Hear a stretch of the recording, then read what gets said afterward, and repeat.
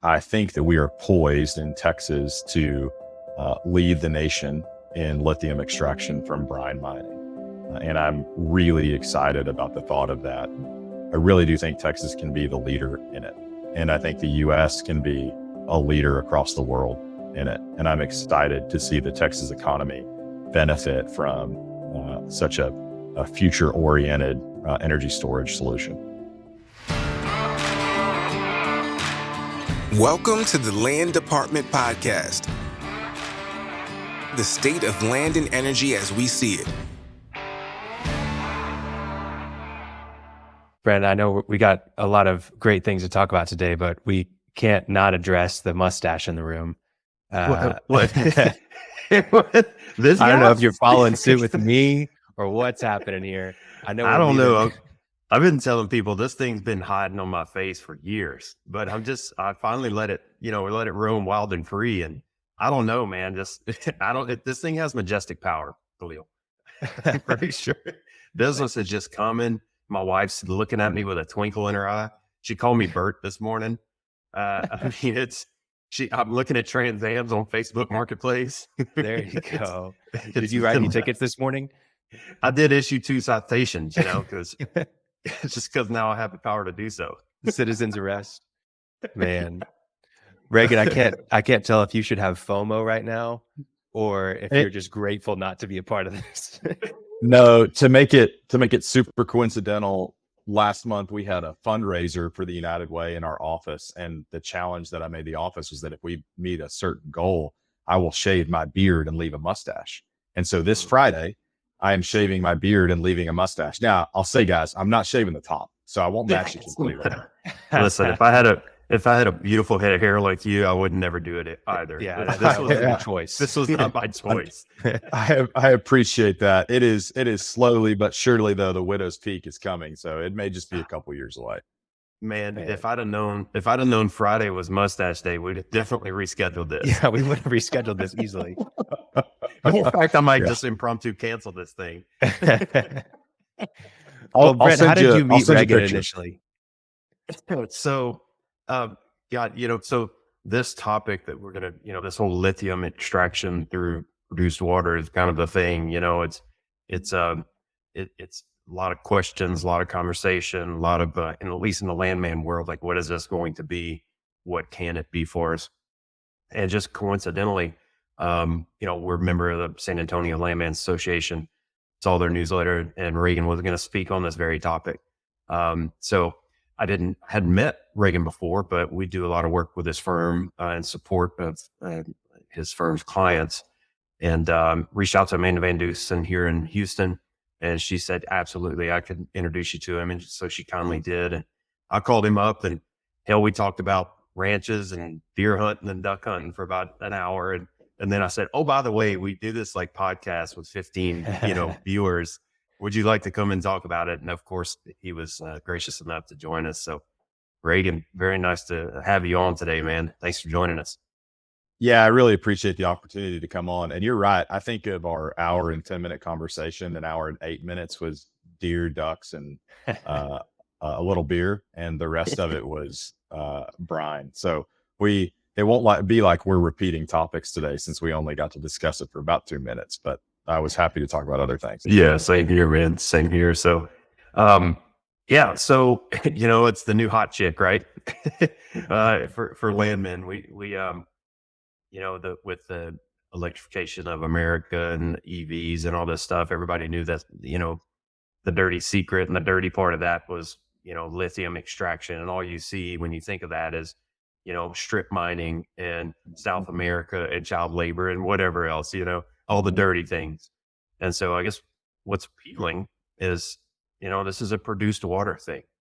And so I guess the big question is like, hey, is it viable? How prominent could it be? Is this a real thing? And then for landmen, it's like, what's involved? What is this? As a landman or a land company or, a field landman or an in-house guy that gets thrust into this, what do I need to know? And so, maybe what we thought today is we could just kind of start from the elementary level and then go into, who owns Brine, who are the players, where is this happening? And then we'll just take it from there. So I guess my first question is, can we just kind of talk about generally how this works, like the concept, the basic concept of extracting lithium from produced water? Yeah, I will start with the 10,000 foot view and then we can nail down from there.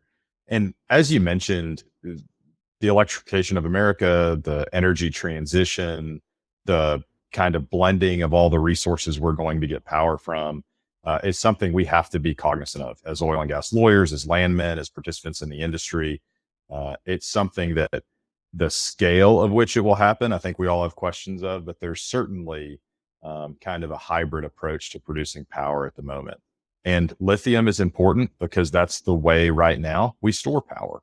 We store it in batteries and cars that way, in the big giant battery storage facilities that you're seeing going up throughout Texas. Doing a ton of that right now. It is the hot thing, right? I bet we've closed, a dozen battery storage agreements in the past 60 to 90 days. And Yeah. I bet we didn't close a dozen of them in the year before. Yeah. I think we've got probably 30 battery storage projects going right now across the US. They're everywhere, and not just Texas, right? they are everywhere. Yeah. We're doing them all over the country. And because of that, we are in a position where this valuable substance is now even more valuable. And we have drawn attention to the way that we got it out of the ground. And Brent, you mentioned a second ago all the images that the thought of lithium mining conjures. And the first one is top scrape mining, strip mining. And that happens primarily in China and places in South America. And that is a environmentally unfriendly way to harvest a mineral. You destroy the surface doing it, and it's hard on laborers, and it's hard on equipment, and it's hard on environments. And the great thing about what we're going to be talking about today is that brine mining, which is the extraction of useful materials that are naturally dissolved in water of high salinity, doesn't look any different from a surface impact than a water well that you'd see in rice irrigation farming. The surface impact is no different. You'll have some processing facilities associated with it, but that's about it. And I think that we are poised in Texas to lead the nation in lithium extraction from brine mining. And I'm really excited about the thought of that. You kind of had three questions a second ago. What is it? How big can it be? And what does it mean to a landman? And, I think we kind of answered, what is it? How big can it be? I really do think Texas can be the leader in it. And I think the U.S. can be a leader across the world in it. And I'm excited to see the Texas economy benefit from such a future-oriented energy storage solution. Yeah, that's fantastic. I think it's, everything that we've heard, you hear Southern California, everybody saw the 60 Minutes, the Salton Sea, the 60 Minutes episode. And I think that really kind of like opened a lot of people's eyes, like, wow, what could this be? And then as you really start paying attention, you start to hear about talk of the Smackover play, North Louisiana, so Southern Arkansas, East Texas. Is that kind of the part of the world where at least right now we're seeing it? Is that trend? Absolutely. So we've had commercial brine production and extraction of lithium in parts of the United States for several decades now. There is a commercial facility in Nevada where they produce brine, but the difference will be what we call DLE, direct lithium extraction. So currently, the facility that I referenced in Nevada is a facility where they produce brine through a wellbore water well, just like you would any other water well. Then they put it in these big, giant pits. Think of what we are familiar with as, million barrel frac pits times 20. And they're shallow. They take up, the size of football fields, and it allows the water to evaporate and leaves behind the constituent elements and minerals. And the primary useful extracted mineral in that Nevada facility is lithium. The problem is you can only do that in the deserts of Nevada, right? There are very few places in the United States where it's going to rain maybe a couple of inches a year, and you're going to have the heat and the evaporation necessary to do that at an economic pace. Okay. In the last several years, we've had the technology for a while, but we are now commercializing it, is direct lithium extraction. And so direct lithium extraction is something that, when I say the big boys, I mean folks like Standard Lithium, Marble, the companies that have been in the brine game for a while and are now realizing that instead of going after constituent elements and minerals like bromine, that lithium is really where the money's going to be.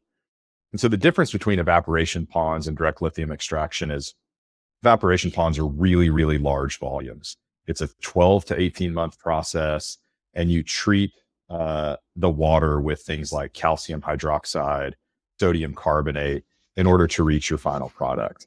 A direct lithium extraction process is more of what we think of as, like a processing plant where gas is coming out of the tailgate of the plant. That's the most analogous kind of footprint that I can think of. So it's a processing facility. The lithium is absorbed with, and people use lots of different materials to absorb it, but lithium is kind of separated by adding a material to this processing patented process, and everybody's kind of secretive about what they use right now. And but then it's ultimately washed with hydrochloric acid, and that gives you the final product. And the difference is that you can do that in a matter of hours and not a matter of months. And I think that's what's going to take places that have large amounts of lithium in their brine water, like Cass County, Texas, and Southwest Arkansas, that whole region that lies on top of the Smackover, into commercial viability quantities of lithium, which we just haven't been able to do for years and years. We've all heard in the oil and gas business before about the Smackover formation, not a new formation. Yeah. It's produced oil and gas. I think the first commercial well was drilled in that formation in the 1920s. It's produced commercial oil and gas quantities forever.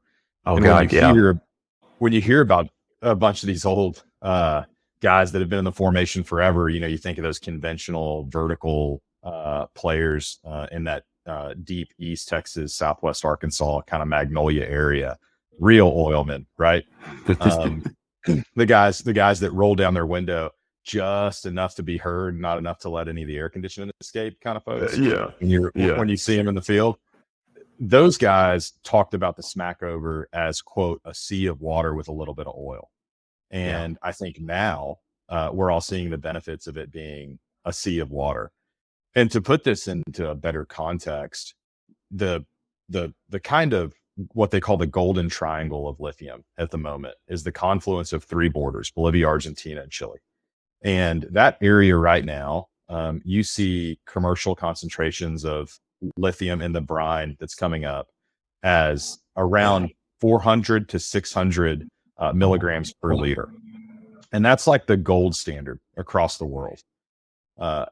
Standard Lithium, which operates in Cass County as Cass County Brine, re-entered a well outside of McLeod, which, for those of you not from that area, you'll look down and you'll see MCLEOD spelled and pronounce it McLeod, and the locals call it Cloud. But in true East Texas fashion.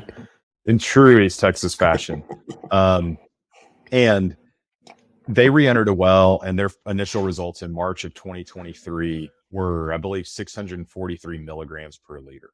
So right on par with the Golden Triangle. World class. Yeah. World class resource. The difference between the Golden Triangle and East Texas is the amount of rainfall they get, right?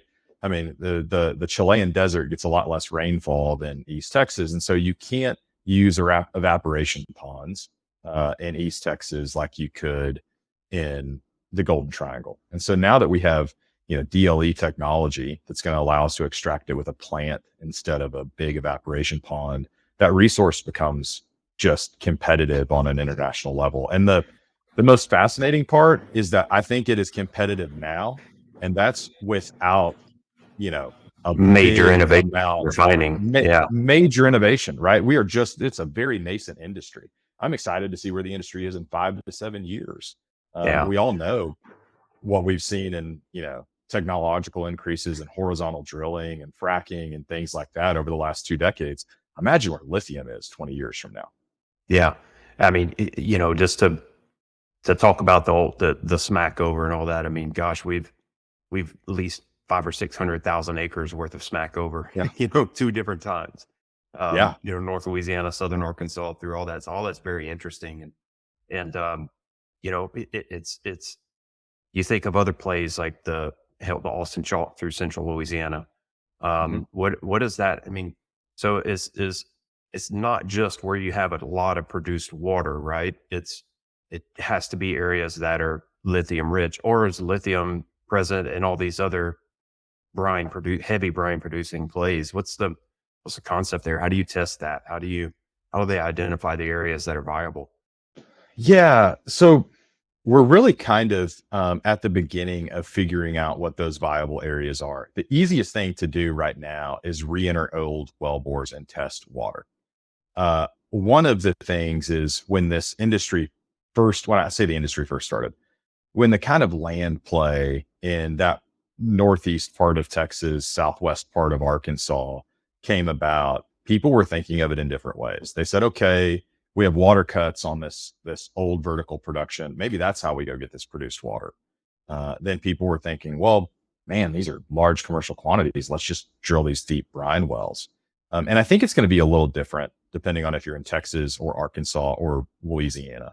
Right now, people in Texas are re-entering old well bores, testing water, figuring out whether it's viable. Louisiana hasn't seen quite the benefit of the rush to get water out of the Smackover that Texas and Arkansas have. And we've got to keep in mind, the Smackover goes all the way across to Florida, right? Yeah. Like it is not just a Southwest Arkansas, Northeast Texas thing. It is all across the Southeastern United States. I mean, we've leased Smackover in Mississippi, Texas, Arkansas, and Louisiana over the years. Yeah. And one of the things that's going to make determining viability easier is that, and I worked on this at the legislature this year through some lobbying efforts for clients. We realized late last year, early this year, that the Railroad Commission of Texas, which has jurisdiction over all things oil and gas, right? They had a permitting process for brine wells, but those were brine injection wells. Yeah. No one had ever looked at this until the last few years and said, man, I really want to take a lot of salt water out of the earth without getting the oil and gas along with it, right? Everybody just wanted to put it back into the earth. Yeah. And it was just something they had to deal with. Yeah. Yeah. There's another white paper recently written on brine, and I think it's called One Man's Trash is Another Man's Treasure. And that's really appropriate for brine at the moment. So we went to the Railroad Commission and we said, hey, just want to make sure you guys are looking at this the same way we are. Your regulations really only account for permitting wells where we are injecting brine, primarily for secondary recovery operations. And they said, yep, that's our brine and well statute. So we went and rewrote the legislation and rewrote the statutes and passed some legislation this last session that gives the Railroad Commission jurisdiction over actual brine production wells. That's the nomenclature that we gave it, were brine production wells. So that was kind of the first step in figuring out, okay, for viability, we've got to drill these test wells. We need to figure out what the permitting process is for that. Let's clarify it at the Railroad Commission. So we did it. Right now in Texas, we have yet to see a rush of people drilling their own brine production wells. And I regularly check permits to see what's going on. We've had some re-entries of well bores for the purpose of testing brine, but no big major commercial drilling plans at the moment because we are still really early in the land grab phase. And for most of your listeners who are landmen, that's the most interesting part for me is the land grab phase, because the first question is, well, what exactly are you grabbing? Are we grabbing the surface owner? Are we grabbing the mineral owner? Or are we doing some combination of the two? And I think that question will be better answered during the next legislative session, which is 2025, unfortunately. But until then, it's kind of going to be a Wild West. And so here's the lay of the land in Texas, so to speak, on ownership of brine and ownership of constituent elements and minerals. And I'll start by giving an analog to Arkansas.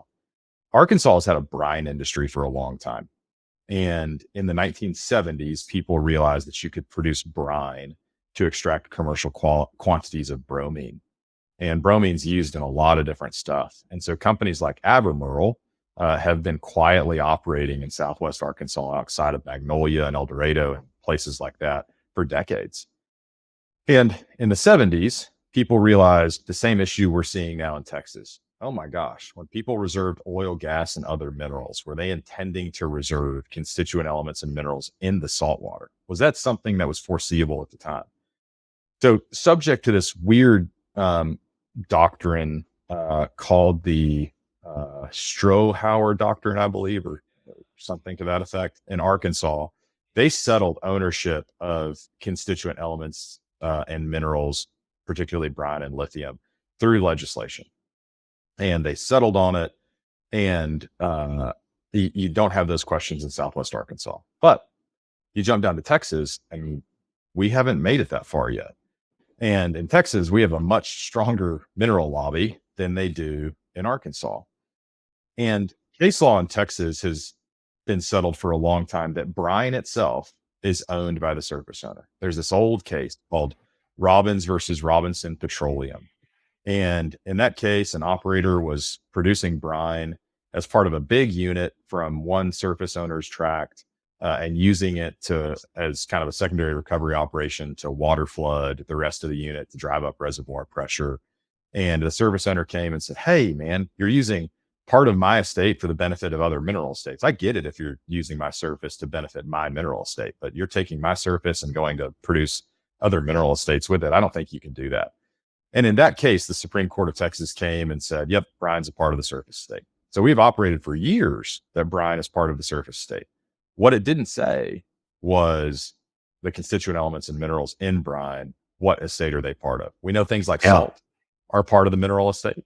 And obviously there are high dilutions of salt in hypersaline water like brine. So will the court ultimately say that lithium, when people did things like reserved oil, gas, and other minerals, is part of that other minerals reservation? I mean, in its very basic function, lithium is a mineral. I mean, it's one of the things listed on the periodic table. I recently wrote a paper on the topic called Element 3. And the reason I named it Element 3 is because lithium falls as the third element on the periodic chart. Go back to your high school chemistry class, whether you loved it or not. I just had a flashback to Mr. Sensat's class. Yeah. Shout out to Mrs. Wilson for me. So the question is a good one, but until the legislature says, or the legislature will say it first, right? Court cases take forever. We'll never get a court case in the next 2 years that says who owns lithium. Yeah. The legislature will have to address it in 2025. So what do you do until then? Like, how do you approach it? We, and when I say we, I mean kind of the oil and gas lawyer bar, we all think ultimately that lithium is a part of the reservation of other minerals. We have this situation that popped up in the 80s where things like uranium and lignite and all those other minerals that we forgot about when we were making oil, gas, and other mineral reservations were litigated. Like, were those part of the reservation of other minerals? So at the time, the court kind of did this bifurcation of how you determine it. And you look at the date in the 1980s, and if your reservation is before a certain date, you may look at this thing called the surface destruction test. Is it going to destroy the surface of your estate to go get this mineral? And if it does, maybe the mineral is part of the surface estate. If you're after that date in 1980, you look at this thing called the ordinary and natural meaning test. And so is lithium a part of the ordinary and natural meaning of the word mineral? And I think the question for the second part, those reservations after 1980, is yes, absolutely yes. I think that people, if you say, what is lithium? The response would be, oh yeah, it's a mineral, or it's a mineral-like substance. Now the question about those reservations before then, the whole surface destruction test issue, is an interesting one, because technically, because brine is part of the surface, are you destroying the surface estate in order to acquire lithium? And that's a fascinating one for me. It's it plays both sides of the fence. You know, Mhm. it's I wonder. You hope that Texas does a good job of defining and creating clearly defined rules, for us to go by. But God, can you imagine if we end up with something like Ohio, where you've got, severs in time, and you've got at least two sides of the estate, and hope that it works out. Yeah. Yeah. And unfortunately, Wow. Brent, that's kind of the state of the world right now. So the 5 or 6 lawyers who are really handling this topic, and several of them are located in Northeast Texas because they are in the heart of it, right? Backyard. Yeah. We've all had multiple conversations about how are you handling it? Like, what are you advising clients to do? So there are a couple of groups out there that are just hell bent that the surface owner is going to end up with lithium. So you're seeing them only take brine leases from the surface owner. There's not all downside to that effect until lithium gets the benefit of being the mineral estate, which in Texas, minerals are the dominant estate, right? That's what allows us to go drill oil and gas wells without having to go get a surface use agreement. We all do go get surface use agreements because we want good relationships with the surface owner, but technically in Texas, you Don't don't have to. Yeah. And had plenty of surface owners surprised when they see a drilling rig rolling up to the front gate that they had no idea was coming. And we need right now, until lithium gets the benefit of being part of that dominant estate, we need to go get the imprimatur of the surface owner in order to produce this brine. I mean, until we get the benefit that oil and gas gets from being part of the dominant estate, you got to go do it. So it's something you need to go do. But if you are of the opinion that lithium is eventually going to be part of the mineral estate, you need to go take the mineral estate too. So what's the answer? Do you go get a stipulation between the parties on who owns the lithium? That'll never happen. And Good welcome luck. to 6 months of negotiating. Do you just roll the dice that it's going to be part of the mineral estate? And if I am a betting man, I'm betting that the mineral lobby in Texas is good enough that it is going to be ultimately declared part of the mineral estate. But how do you divide payments between a surface owner and a mineral owner once you start producing? And all of those questions are really good ones that don't have clear answers. Yeah. So what to follow up on Arkansas? What did Arkansas's legislature rule on ownership of the lithium? Yeah, so they gave it to the surface owner, and that is subject to this weird doctrine. And so they have a you're talking about Ohio, where they kind of look at things like intent on excuse me, I'm sorry, I misspoke on Arkansas. They gave it to the mineral owner. Their statute specifically defined the word mineral to include, quote, salt water whose naturally dissolved components or solutes are used as a source of raw materials. So we have a blueprint in Texas if we want to give lithium to the mineral estate. We have a blueprint in Texas for what they do in Arkansas. Now, the one carve out in Arkansas for the statute that gives it to the mineral owner is that weird case I talked about earlier. I think it's called Strohacker is the name of the case. And that looks a lot like that Ohio thing you were talking about earlier, Brent, where they look at the date of the severance and what was the intent of the parties and was it valuable at the time? And that can create a bunch of weird litigation. And in fact, there's kind of a cottage industry in and around Magnolia at the moment where a few lawyers are trying how to weasel around it and are trying to bust some leases based on that Strohacker doctrine. But yeah, the Arkansas statute settled all that. So people go and get the mineral estate and they produce bromine, and it's boom to this industry. And in fact, the first direct lithium extraction plant is in Southwest Arkansas, I believe just east of El Dorado, and it's called the Lanxess plant, Lanxess, the first commercial DLE plant in the United States. And I mean, it is there for a reason. But the thing that excites me is that they thought that was a good enough brine resource to put a DLE plant there. And they're about 100 to 150 milligrams per liter less than Cass County, Texas. Wow. And when you're looking at a 33% increase on the amount of lithium you have in your brine, it just makes a DLE plant all that more profitable. And so I think you'll see a bunch of them start to go up. God, and you factor in just the commodity price increase that for sure we'll see as, you continue to see the use of batteries. And I mean, it makes a lot of sense. My question and my curiosity there was, so, in traditional oil and gas, you drill a well, and as soon as you start producing, it's declining, right? What have these companies seen with the decline curve on lithium extraction? I mean, is this something they've got to keep punching holes, and tap new resources, or through that recycling process, I presume they re-inject after the extraction. What are they seeing? Like, what has the industry learned or observed, at least on that front? Yeah, the only analog we really have from a decline curve perspective is watching what folks like Albemarle did in brine production for bromine. We don't have a good enough sample size yet on the lithium side to determine what that's going to look like.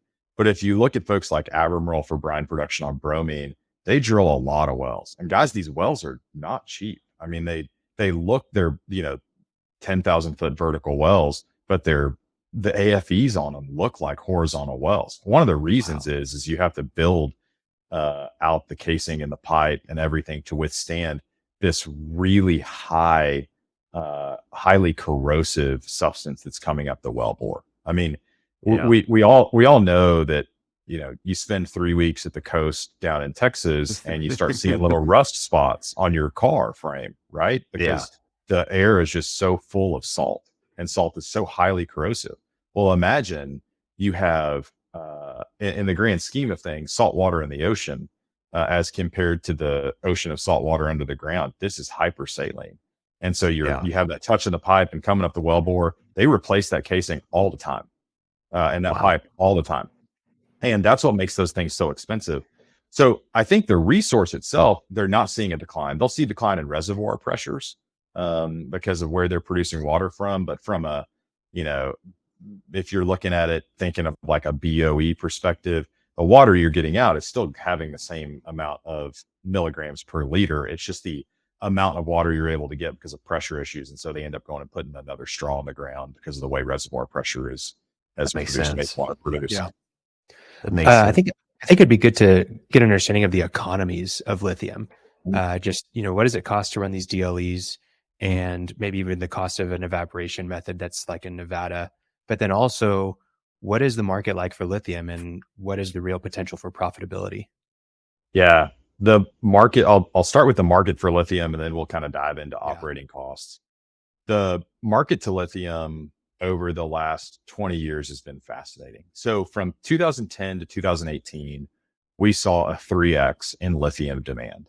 And that's not unexpected. And that 2010 to 2018 was kind of the decade of the EV. We saw Tesla and Chevy and Ford and everybody introduce really commercial, attractive electric vehicles. No one wanted to drive a Prius. Everyone wants to drive a Tesla. And we saw that become kind of vogue. And it's not surprising that lithium demand 3x'd in that time period. What is really surprising is the projections that big reputable investment banks are giving on the demand for lithium from 2018 to 2028, where they say it's going to 10x. And I think that is largely driven by not only EVs, but battery storage projects. And these battery storage projects are a big high demand on lithium. So if you take that as your fundamental premise that the market demand is going to be there, well, there's going to be an increase in the cost of lithium as a raw material. So I have and I'll pull it up so I don't misquote it. I have a chart that was kind of the cost of lithium. Reuters did this article back in 2019 called Game of Mines. And this was before we really started looking at lithium extraction through a DLE lens. And the lithium cost per ton got all the way up to $24,000 per metric ton. And when I say metric ton, I mean TONNE, which for anybody in the United States, who cares? The difference between like a ton TON and a TONNE ton is like 36 pounds. So whatever, but that's what everybody measures. So everybody measures lithium in. And so it was at $24,000 in 2019. Last year, lithium was trading at $36,000 per TONNE ton. Wow. And I think that you'll probably see there's some projections that show that number going between 40 and 50 in the next few years. So if you're thinking of the numbers as being driven by demand, and that demand is driving stuff up to $40,000 per ton of lithium, then okay, what are our operating costs? Your operating costs are actually really low on evaporation. They're less than a DLE plant. So in their last 10K, I believe Standard Lithium put their operating costs on a DLE plant at about $4,000 per ton. Oh, wow. And the cost of evaporation, I have read, can be as low as like $1,200 per ton.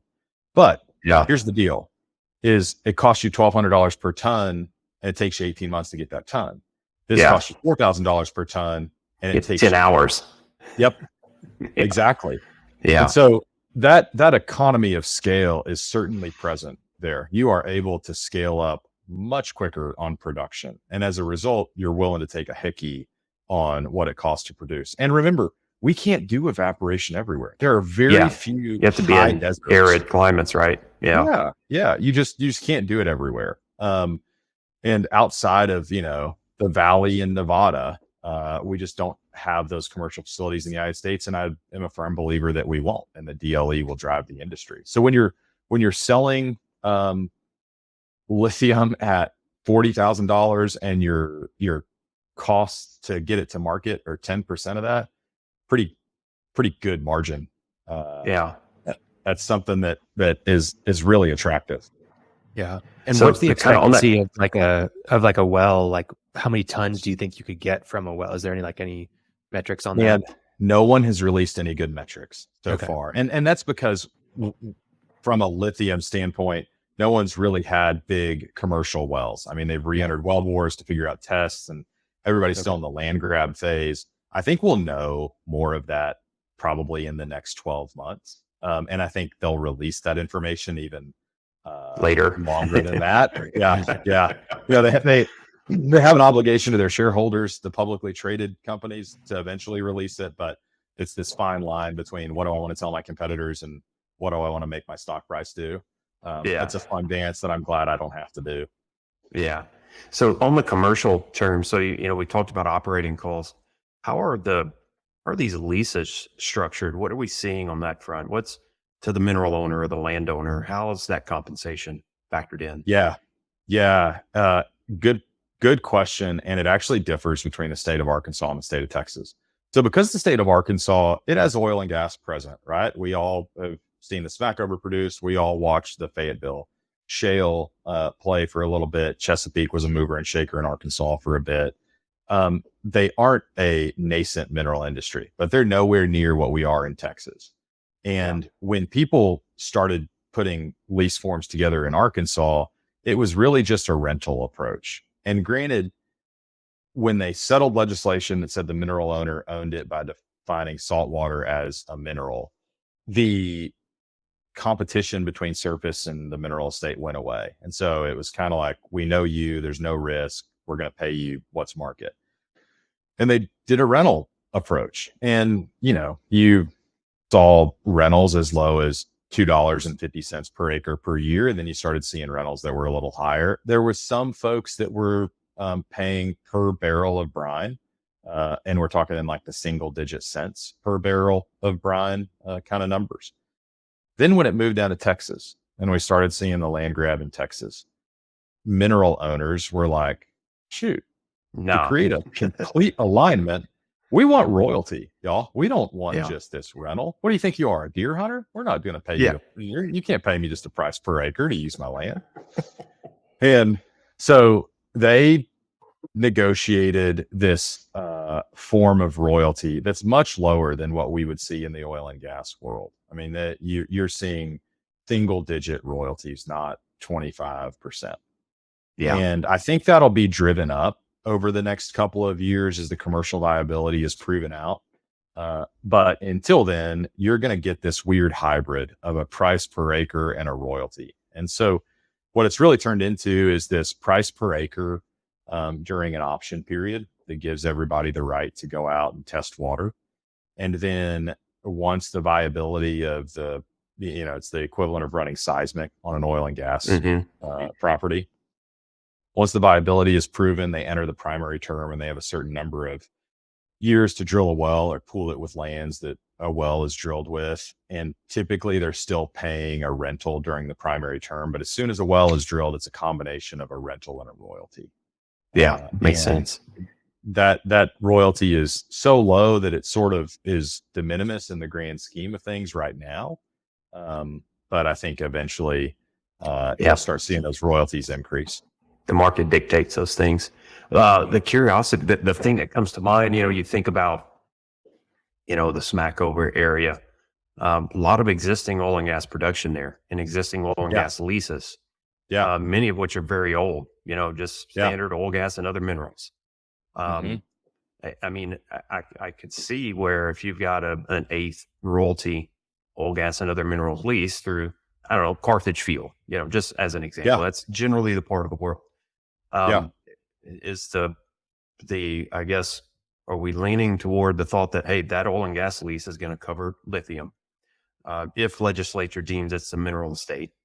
I mean, would that basically eliminate the viability of big swaths of the potential extraction area because of the economics of this existing lease that's an eighth or a quarter or 20%? Yeah, Brent, I think that's a real possibility. I think a legislature should be careful, and I say this with oil and gas companies as clients, right? I think the legislature should be careful of giving the oil and gas industry a windfall by saying their oil and gas leases covered a lease of lithium. We've had issues where we say, okay, does this oil and gas lease cover this substance?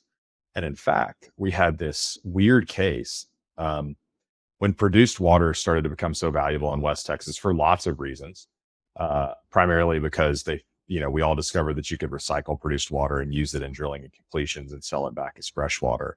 There were some folks that went and took quote unquote produced water leases and then sued the operator saying, hey, that produced water that you're taking away is actually mine. It came up the wellbore, but with your oil and gas, but it's still mine. So there was a case called Cactus Water, appropriately named for a water dispute in West Texas, where the issue was, did the lease of oil and gas also include produced water? And the answer at the Court of Appeals, at least so far, has been yes, it did. And it was because we defined oil and gas waste in an ancillary statute to include saltwater produced up the wellbore. And I have a few issues with that case, quite honestly. So I think they're taking it up to the Supreme Court right now. I think the Supreme Court is probably going to take it because it's a pretty sexy topic, and we may see that topic change a little bit. I hope that through legislation, we can kind of separate lithium from what was leased under oil, gas, and other minerals. But that being said, I was doing a title review the other day in West Texas, and I was looking on behalf of a company that was taking leases for the purpose of producing lithium brine. One of the weird clauses said everything that is, this lease also includes everything that is not oil and gas, and then goes on to list what was essentially the entire periodic table. And so you look down and it was, I can't remember, it was like a 1943 lease. And you're like, this guy put this lease together back in 1943. And almost 100 years later, that lease is about to get the windfall of potential lithium production. So then your analysis of how to acquire the rights to produce the lithium looks a lot different, especially if it was a fee owner making that lease at the time, right? Because then you have no issues about whether it was severed from the surface or the mineral estate. And so your agreement to produce lithium looks a lot like a farm out, more than it does a straight up lease of the substance. Yeah. that's what's going to be curious. You've got major players that own leasehold rights, throughout Texas, oil and gas players, right? And they're not stupid. Well, just as much as the mineral owner lobby in Texas is going to be pushing for that, I would imagine that, the big players on the operating side are going to have a bone to pick too, and an argument. Texoga, TIPRO, all of those organizations will have a big voice in what happens in the legislature this next round. I mean, we've probably all seen the press release that talks about Exxon moving into Southwest Arkansas and taking a several thousand acre position in Southwest Arkansas for the purpose of acquiring brine. I believe Tetra is the other player in Southwest Arkansas that entered. I think maybe they entered into a JVA with Exxon about processing the water that Exxon's going to produce. And I think it's just a matter of time. Right now, we haven't had the big boys move into Texas. And I think the impediment, there is any call to action here about what we do as an industry. I think the impediment is that we need to sort out the title issues so that we can allow the industry to flourish. And once we sort out the title issues, guys, it'll look like a California gold rush. I promise. Yeah. I know a bunch of landmen are hoping that'll happen. Yeah. Me too. Yeah.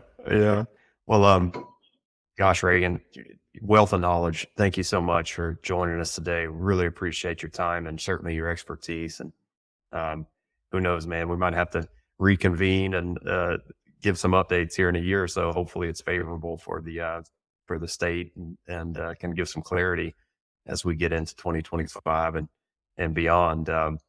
Awesome, man. Thank you so much. Is anything like how can we people reach out to you? I mean, obviously you're in high demand for your expertise and the work that you've done to educate your clients and the industry on this space. How can people reach out to you, get in touch with you? Yeah, people can reach out to me. If you go to Jackson Walker's website, which is www.jw.com, you can search my name, Reagan Marble, and I will pop up, and all my contact information is there on my page. And I really appreciate you guys having me out today. I can't promise that any of the information I gave you was accurate, but I said it with 100% confidence. So I hope you can take that to the bank. Hey, man, it's a landman's motto, razzle dazzle, smoke and mirrors. Yes, sir. Yes, sir. I will say, I started as a surface landman for a wind energy company. That's how I put myself through law school. And so when I was going and taking wind leases in West Texas, my oil and gas professor at the time actually told these stories about, landmen going in and eating blueberry pie from the widow. And no joke, I went outside of Lubbock, Texas, and met with this widow who owned a large surface estate. And I'm not kidding. She offered me cherry pie in one of our first meetings. And I thought, here I am. I'm the example of Larry Landman from my law school class. I'm that guy. That was my land and surface title were my first love. It just so happened that I became an oil and gas lawyer to pay the bills. Well, you're the smart one. You're the smart guy. I don't know about that. Man, well, This has been a blast. Thank you so much for your time, Reagan. We'll hope to have you on again soon to give us some updates. All right. Thank you, guys. I sure appreciate it. Appreciate it, bud. Thanks for listening to The Land Department. Check out our website in the show notes or visit dudley-land.com to learn more about us.